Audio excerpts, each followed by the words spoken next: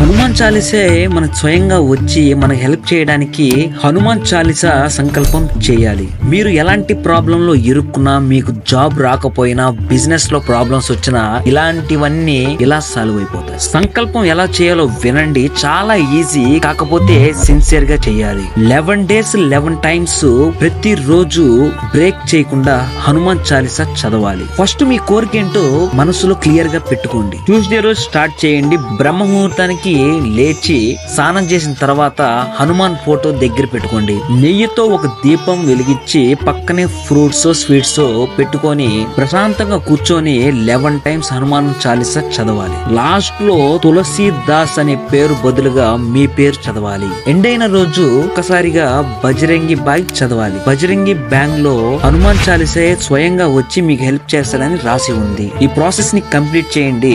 దేవుడు ఏదో ఒక రూపంలో వచ్చి మీకు సహాయం చేస్తాడు.